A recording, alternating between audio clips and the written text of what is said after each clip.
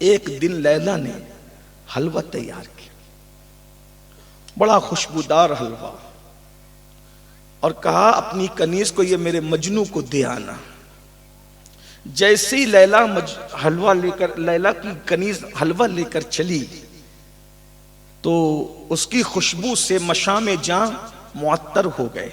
ایک تو وہ بنا تھا لذیذ، اور دوسرا لیلا کے خوبصورت ہاتھوں کی تاثیر۔ تحفہ تو تحفہ ہوتا ہے۔ لیلا کی طرف سے نکلا وہ حلوہ جیسے ہی پہنچا، گلی کے سارے چھوکروں نے کہنا شروع کیا انا مجنو انا مجنو، میں مجنو۔ حلوہ دیکھ کے میں مجنو میں مجنو۔ کنیز ہوشیار تھی لیلا کی، اس نے کہا اتنے سارے مجنو نہیں ہیں، مجنو تو کوئی ایک ہی ہے۔ کہا اچھا میں ابھی پوچھاتی ہوں لیلا سے مجنو حقیقی کون ہے۔ بس بات اسی پہ اختتام کی طرف ٹرن لے گی، لیکن آپ کی توجہ، موسم سردی کا ہے اس لیے میں اپنی گفتگو بھی سمیٹ کر ہی کروں گا۔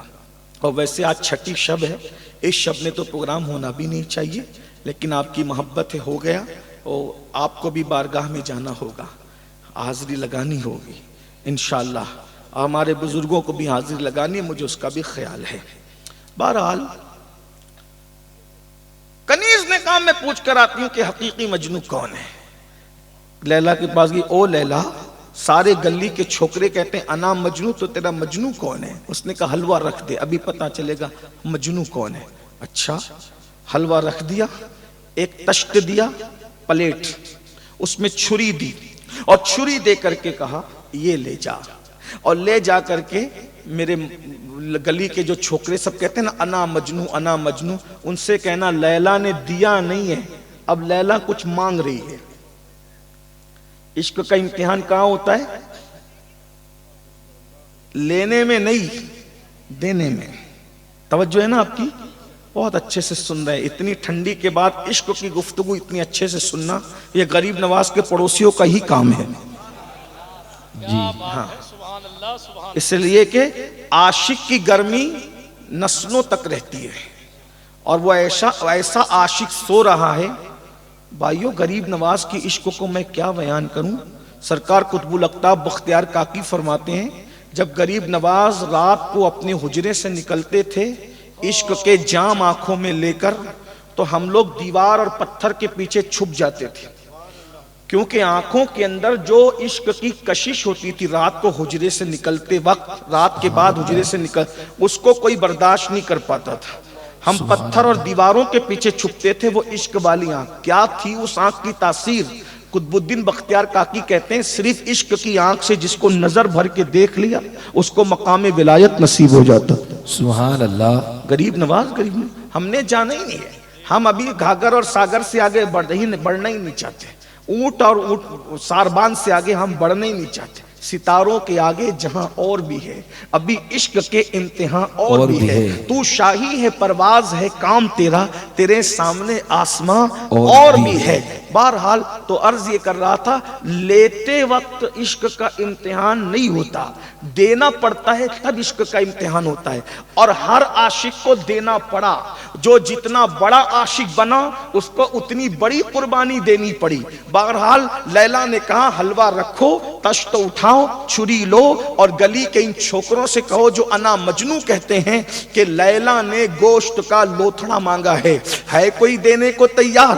تو میرے اور آپ جیسے جتنے عاشق تھے سب کے سب بھاگ گئے، لیکن جو اصلی مجنو تھا وہ کھڑا رہا، اور اس کے بعد اس نے چھری اٹھائی، چھری اٹھا کر کے اس نے بازو کا گوشت کاٹا، تشت میں رکھا، جب کنیز جانے لگی تو کہا رکنا، اس کے بعد سینے کا کاٹا، پھر رکھا، پیروں کا کاٹا، پھر رکھا، پورا تشت گوشت سے بھر دیا، اور بھرنے کے بعد ایک سرد آنکھ کھینچی، اور آنکھ کھینچ کر کے کہتا ہے کہ لیلا نے اتنا ہی کہا تھا کہ گوشت کا لوتھڑا چاہیے، یہ نہیں کہا تھا کہ کہاں کا چاہیے، اس لیے ہم نے اپنی پسند کا رکھ دیا، اگر قبول ہو تو ٹھیک ہے، اور اگر نہ قبول ہو تو ذرا پوچھ کر کے آنا کہاں کا چاہیے، اگر وہ دل بھی کہہ دیں تو ہم دل بھی کاٹ کے رکھ دیں، لیکن بس تمنا اتنی ہے ایک بار مسکرا کر کہہ دے کہ مجنوں میرا ہے، بس اتنی تمنا ہے اور کچھ نہیں۔ اب میں آپ سے پوچھنا چاہتا ہوں،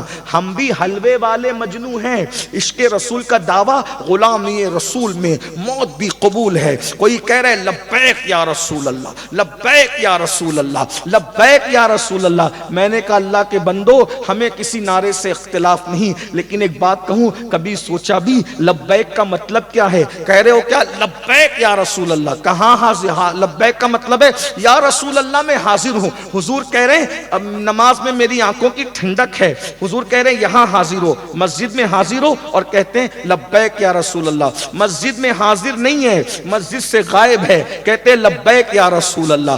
داڑھی منڈا کر گٹروں میں پھکوا رہے ہیں، وہاں سے غیر حاضر ہے سنت سے، اور کہتے ہیں لبیک یا رسول اللہ۔ شراب کی انجمنیں آباد کر رہے ہیں اور کہتے ہیں یا لبیک یا رسول اللہ۔ جوا کھیل رہے ہیں اور کہتے ہیں لبیک یا رسول اللہ۔ حضور جہاں بلا رہے ہیں ہر جگہ سے غیر حاضر ہو اور کہتے ہیں لبیک یا رسول اللہ۔ بڑی معذرت کے ساتھ جس دن مسلمان عاشق بن جائے گا اس دن انقلاب آئے گا۔ میرے بھائیوں یاد رکھنا، ہم سستے میں عاشق بننا چاہتے ہیں، یاد رکھیے آدمی سستے میں عابد تو بن سکتا ہے، آدمی سستے میں زاہد تو بن سکتا ہے، آدمی سستے میں ساری ڈگریاں لے سکتا ہے۔ عشق کی ڈگری اتنی آسان نہیں ہے۔ جس کو نبی نے اپنے کندھوں پہ بٹھایا، اللہ اکبر، جب محبوب کی حیثیت سے وہ کھڑا ہوا تو سجدے میں اپنی پیٹھ پہ تک بٹھایا، لیکن جب عاشق کی حیثیت سے کھڑا ہوا تو کہا علی اکبر جیسا دینا پڑے گا، قاسم جیسا دینا پڑے گا، علی اصغر جیسا دینا پڑے گا، سکینہ پر تماچے پڑیں گے، دوپٹے چھنوانا پڑے گا، نہ کمزور اور بیمار کے ہاتھ میں ہتھکڑیاں ڈال کر کوفہ کی گلیوں میں گھمایا جا رہا ہوگا، اس وقت تو تمہیں برداشت کرنا پڑے گا۔ لیکن اللہ اکبر، کیا عشق کا وہ امام ہے جسے دنیا امام حسین کہتی ہے؟ جو عشق نے مانگا حسین پاک نے سب کچھ عطا کر دیا۔ اللہ اکبر، اسی لیے کہنے والے نے کہا آل نبی کا کام تھا، آل نبی کر گئے، کوئی نہ لکھ سکا ادیب ایسی کتاب ریت پر۔ سبحان اللہ۔ جتنے سوال عشق نے آل رسول سے کیے، ایک کے بعد ایک دیا، سارا جواب ریت پر۔ عشق یہ ہے۔ ہم عاشق کون سے عاشق ہیں بھائی؟